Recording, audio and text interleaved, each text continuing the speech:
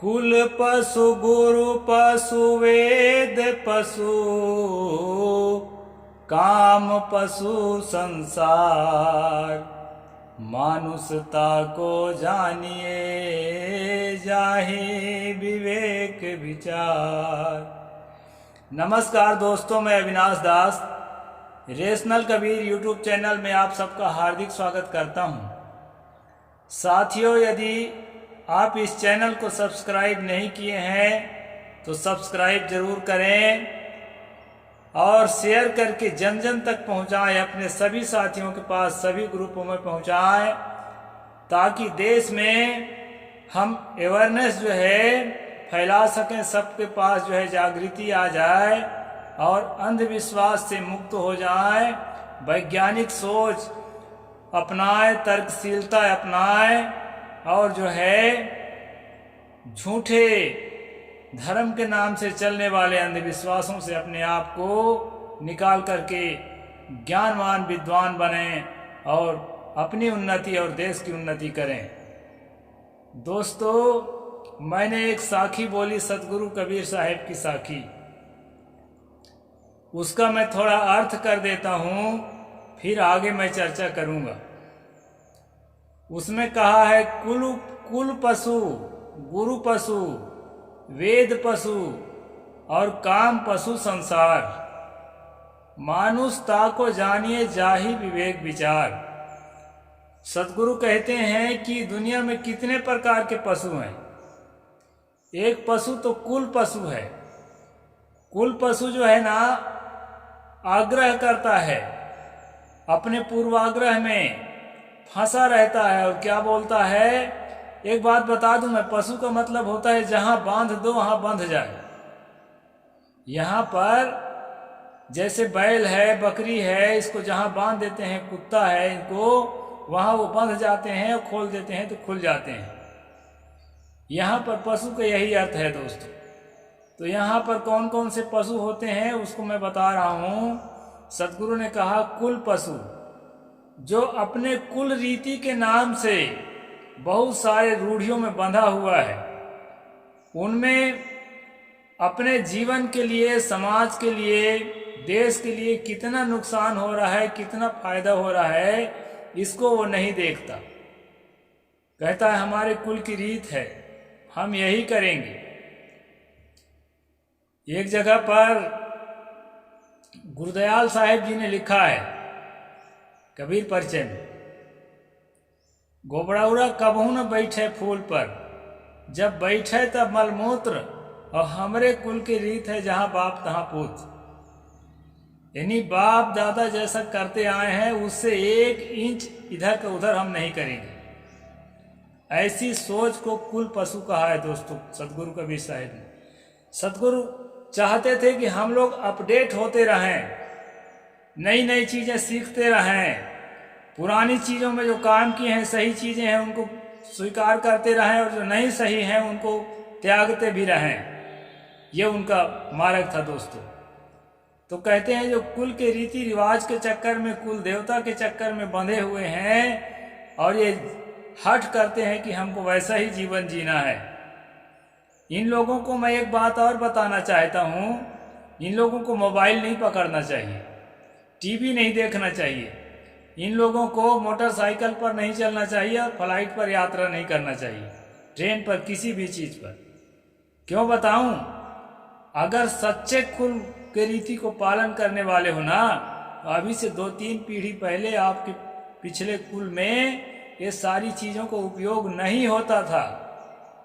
फिर कैसे उपयोग करने लगे अगर इतना कुल के कट्टर हो तो दोस्तों, लीक सब कोई चले, लीक ही चले कपूत, लीक छाड़ तीने चले शायर सिंह सपूत। तो शायर बनो, कविता लिखो बढ़िया बढ़िया, और सिंह बनो, शेर की तरह दिल रखो, और सपूत बनो, देश के सपूत, अपने मम्मी पापा के सपूत।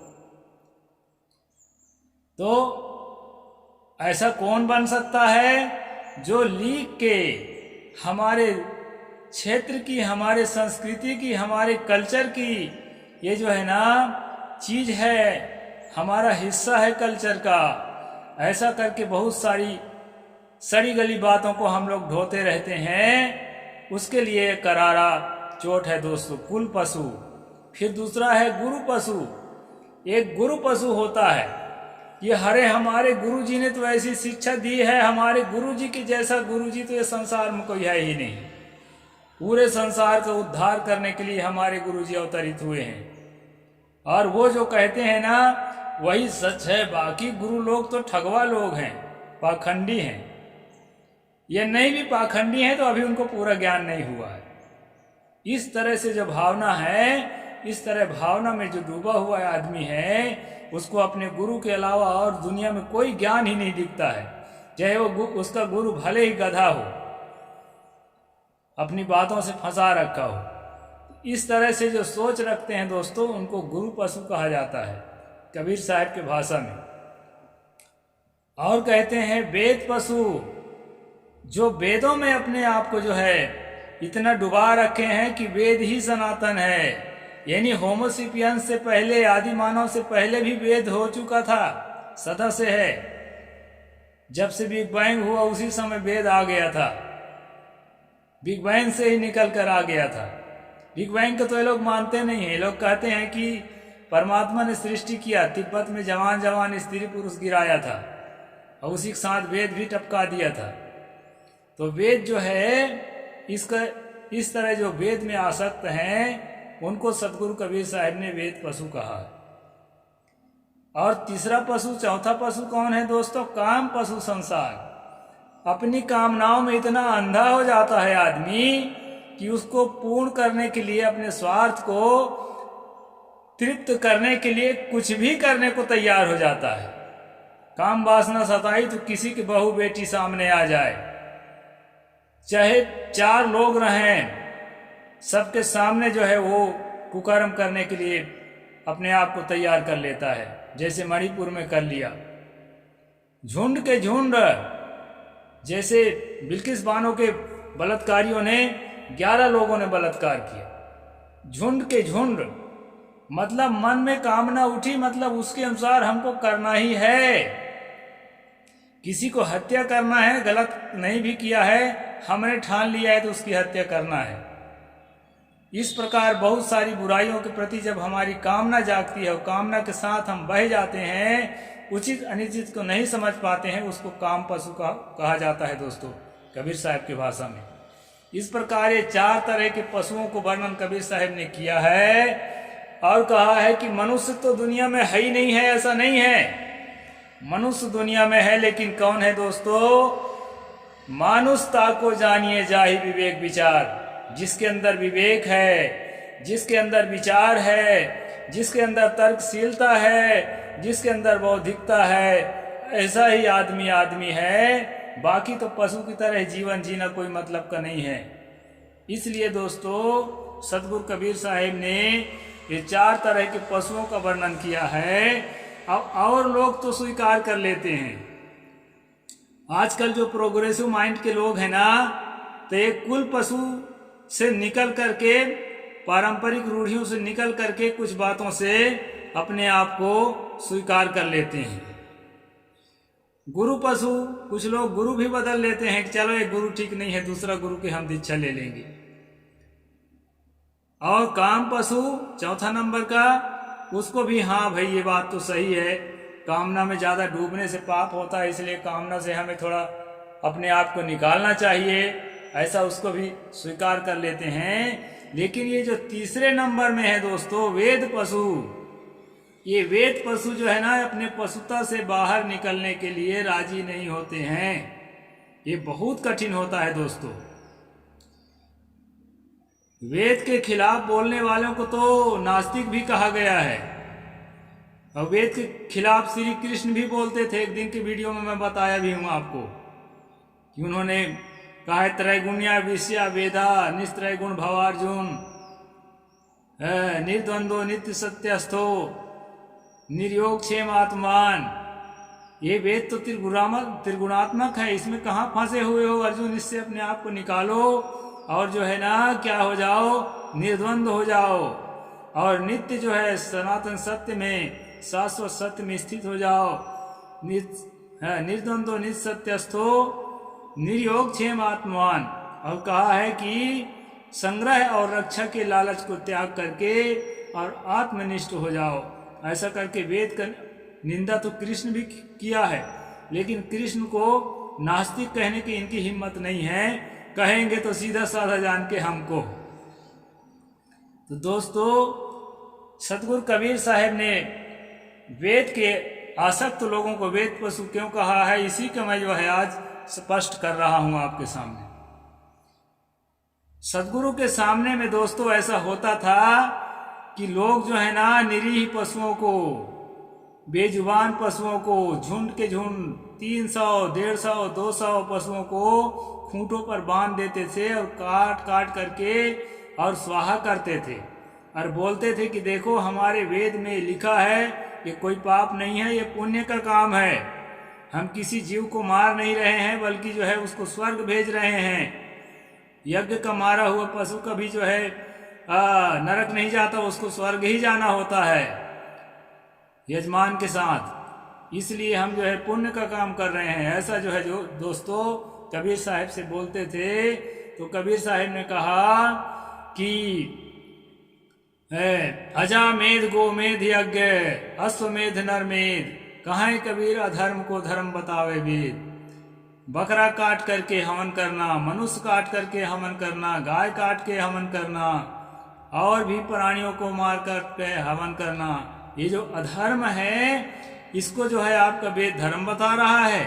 तो दोस्तों क्या करते थे कि कबीर साहब को हवाला देते थे, मतलब प्रमाण देते थे कि देखो हमारे यहाँ ये लिखा है, हमारे यहाँ वो लिखा है। तो वही सब प्रमाणों को दोस्तों, उनमें से थोड़ा सा कुछ प्रमाणों को मैं आपके सामने रखूंगा ताकि आप जो है ना स्पष्ट हो जाएंगे। और मैं छोटा मोटा आदमी का प्रमाण नहीं रख रहा हूं दोस्तों, धर्मशास्त्र के इतिहास लिखने के नाम से पांडुरंग बामन काणे को भारत रत्न से जो है अवार्ड मिला हुआ है। तो भारत रत्न का अवार्ड लिया हुआ पांडुरंग बामन काणे, महामहोपाध्याय डॉक्टर पांडुरंग बामन काणे लिखते हैं, घास पर एक वस्त्र खंड बिछा दिया जाता है जिस पर एक अन्य चादर रखकर तथा एक स्वर्ण खंड डालकर, सोने का टुकड़ा डालकर अश्व का हनन वध किया जाता है। इसके उपरांत रानियां दाहिने से बाएं हुई अश्व को 3 बार परिक्रमा करती हैं। वाजपेयी संहिता 23/9। रानियां अपने वस्त्रों से मृत अश्व को हवा करती हैं, मृत का मतलब जिसको काट चुके हैं, और दाहिनी ओर अपने केस बांधती हैं तथा बाईं ओर खोलती हैं। इस कृत्य के साथ वे दाहिने से अपनी बाईं जांघ पर आघात करती हैं, हाथ से ऐसे पीटती हैं जांघ को। अश्वालायन, पटरानी बड़ी रानी मृत अश्व के पार्श्व बगल में लेट जाती हैं और अर्धयु पुरोहित दोनों मृत घोड़े और रानी के नीचे ऊपर पड़ी चादर ढक देता है। इसमें मैंने और भी पढ़ा है दोस्तों, वो रानी जो है ना मरे हुए घोड़े के जो उसका गुप्तांग है, उसका शिश्न है, अपने गुप्तांग में मतलब उसमें प्रवेश कराती नहीं है, नाटक करती है, तो मरा हुआ ही है। इस प्रकार से अश्वमेध यज्ञ के जो नियम है बहुत ही गंदा है दोस्तों। पटरानी इस प्रकार मृत अश्व से सम्मिलन करती है, लिख ही दिया है। कात्यायन आपस्तंभ 22, 18, 3, 4, कात्यायन 20, 6, 15, 16। इसके उपरांत अश्वालायन 10, 8, 10, 13 के मत में वेदों के बाहर होता है, वेदी के बाहर होता है। पुरोहित पटरानी को अश्लील भाषा में गालियां देता है, पुरोहित जो है गाली देता है गंदा गंदा, जिसका उत्तर पटरानी 100 दासी राजकुमारियों के साथ देती है, वो भी गंदा गाली देती हैं अपने दासियों के साथ। इस प्रकार ब्रह्मा नामक पुरोहित एवं बबाता भी करते हैं, अर्थात उसमें अश्लील भाषा में गालियों का दौर चलता है। कात्यायन 20, 6, 18 के अनुसार चारों प्रमुख पुरोहितों एवं छत्रों, चंवर डुलाने वालियों में भी वही अश्लील व्यवहार होता है और ये सभी रानियां एवं उसकी युवती दासियों से गंदी गंदी बातें करते हैं। वाजपेयी संहिता 23, 22, 31, शतपथ ब्राह्मण 13, 2, 9 एवं लाट्यायन 9, 10, 3, 6। इसके उपरांत दासी राजकुमारियां पटरानी को मृत अश्व से दूर करती हैं। अश्व को पटरानी बाबात एवं परिवृत्ति रानियां क्रम से सोने, चांदी एवं लोहे, संभवतः यहाँ के ताम्र ही अर्थ रखता है कि सुइयों से काटती हैं और उसके मांस को निकाल कर बाहर करती हैं। इसके उपरांत यज्ञ संबंधी बहुत से उत्तर प्रत्युत्तर पुरोहितों एवं यजमानों के बीच चलते हैं मंत्रों के रूप में, जिन्हें यहाँ देना आवश्यक नहीं है। विभिन्न देवताओं का नाम पर मांस की आहुतियां दी जाती है। इसके उपरांत बहुत से कृत्य किए जाते हैं जिन्हें स्थानाभाव से हम नहीं दे रहे हैं। ये धर्मशास्त्र का इतिहास खंड 1 पृष्ठ 568 और 569 आप जो है इसको देख सकते हैं दोस्तों। और भी जो है थोड़ा समय और दे देता हूं, वीडियो लंबा ना होने पाए। ऋग्वेद 162:21 तथा यजुर्वेद 25:44 में मारे गए अश्व के लिए कहा गया है कि हे अश्व, न तुम मारे जा रहे हो और न विनष्ट हो रहे हो, किंतु पुण्यात्माओं के स्वर्ग लोक को जा रहे हो। द्रुतगामी अश्व पिता और माता को प्राप्त करने के लिए उत्कृष्ट और निवास योग्य स्थान पर गमन करता है। अश्व आज खूब प्रसन्न होकर देवों के पास जाओ ताकि हव्यदाता वर्णीय धन को प्राप्त करे।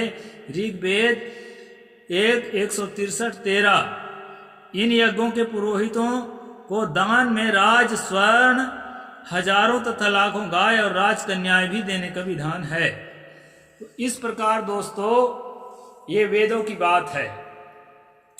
मैं रेफरेंस के साथ आपको बता रहा हूं और ये रेफरेंस कहाँ से लिया हूं वो भी मैं आपको दिखा देता हूं दोस्तों। एक कबीर दर्शन नामक किताब है। इस कबीर दर्शन किताब में पृष्ठ नंबर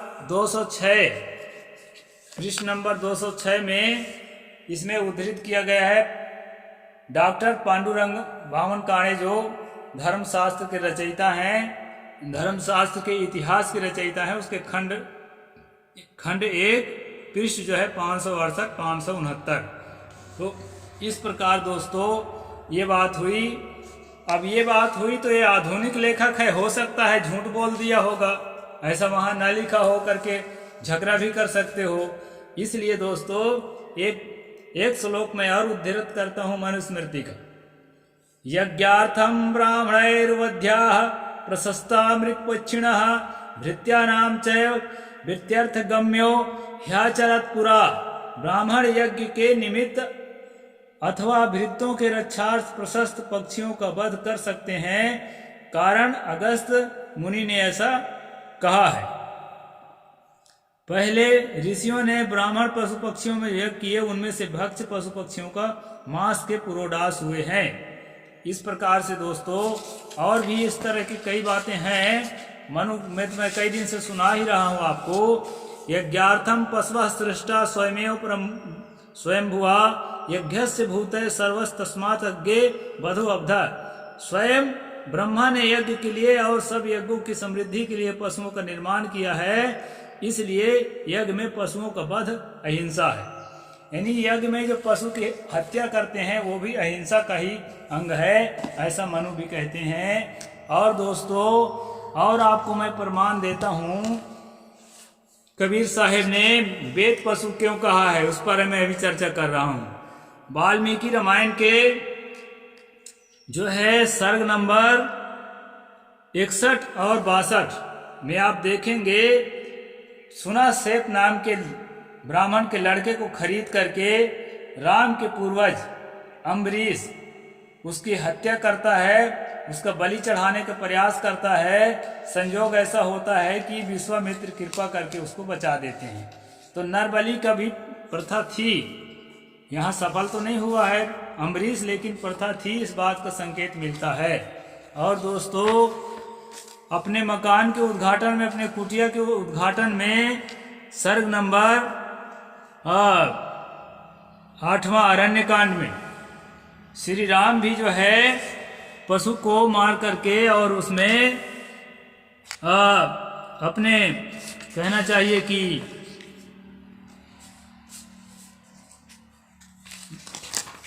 कुटिया का उद्घाटन करते हैं, उसका वर्णन भी आपको मिल जाएगा। हाँ, नंबर में गलत बताया हूँ, नंबर दोबारा वो कर लीजिए, करेक्ट कर लीजिए। ये जो है ये सर्ग नंबर 55, सर्ग नंबर 56 अयोध्या कांड का सर्ग नंबर 56 है दोस्तों। हाँ, यहाँ पर है सा लक्ष्मण कृष्ण मृगम हत्वा मेद्यम प्रतापवान अथ चिक्षेप सौमित्र समृद्धे जात वेद सी।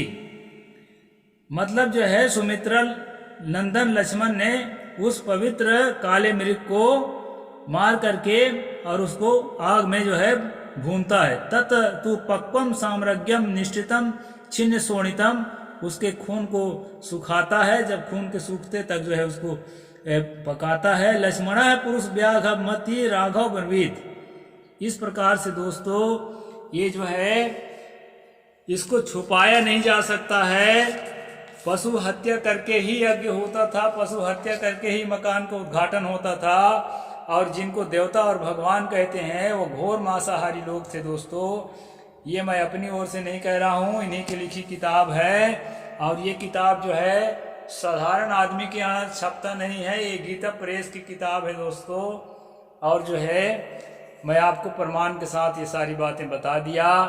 खास बात ये है, सदगुरु कबीर साहिब ने कहा था, कुल पशु गुरु पशु वेद पशु काम पशु संसार मानुषता को जानिए जाहि विवेक विचार।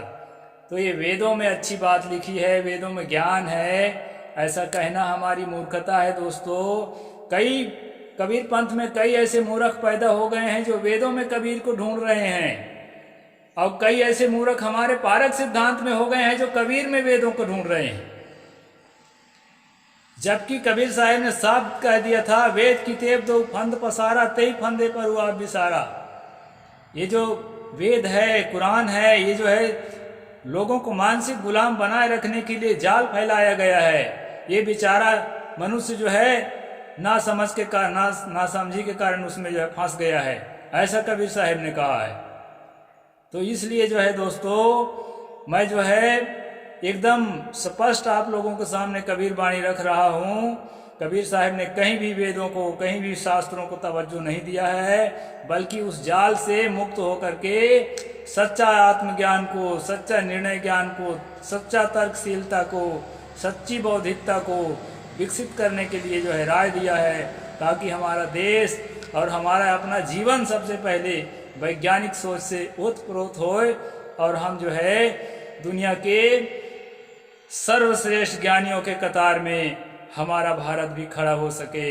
इसके लिए कबीर साहब ने जो है आपको यह ज्ञान दिया है। इस ज्ञान को जो है दोस्तों जन जन तक फैलाने के लिए मेरा सहयोग करें, और भी तमाम वीडियो बना करके मैं अंधविश्वास से मुक्ति करने का रास्ता प्रशस्त करने में लगा हुआ हूँ। इसमें आप सबके सहयोग की ज़रूरत है। आप लोग जो है सब्सक्राइब नहीं किए हैं, सब्सक्राइब करें और लोगों तक पहुँचा करके और जो है चैनल को मदद करें। साहेब बंदगी, जय जोहार, जय भीम, जय भारत।